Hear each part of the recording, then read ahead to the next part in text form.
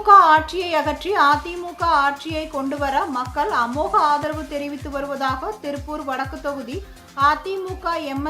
ஆனந்தன் தெரிவித்துள்ளார். தேர்தலுக்கு இன்னும் சில தினங்களே உள்ள நிலையில் கோயம்பாளையம், பச்சளம்பாளையம் உள்ளிட்ட பல்வேறு பகுதிகளில் அதிமுக வேட்பாளர் எம். ஆனந்தன் தீவிர வாக்கு சேகரிப்பில் ஈடுபட்டார். அவருக்கு மக்கள் ஆரத்தி எடுத்தும் மாலை அணிவித்தும் உற்சாக வரவேற்பு அளித்தனர். பின்னர் செய்தியாளர்களிடம் பேசிய அவர், எடப்பாடி பழனிசாமி முதலமைச்சராக அமர்ந்தவுடன் பெருமாநல்லூர் பகுதிகளில் தாலுகா அலுவலகம், ஊராட்சி ஒன்றிய அலுவலகம் உள்ளிட்டவை ஏற்படுத்தப்படும் என்றார்.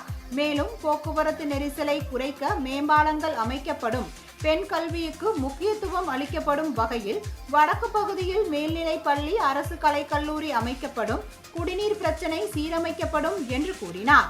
திமுக ஆட்சியில் முழுமையாக செயல்படாத அவிநாசி அத்திக்கடவு திட்டத்தை செயல்படுத்துவோம் என்றும், வரி விதிப்பால் கடுமையாக பாதிக்கப்பட்டுள்ள தொழில்துறையினர் மற்றும் மக்களின் கோரிக்கையை ஏற்று அதனை மறுபரிசீலனை செய்து குறைக்க நடவடிக்கை எடுப்போம் என்றும் தெரிவித்தார்.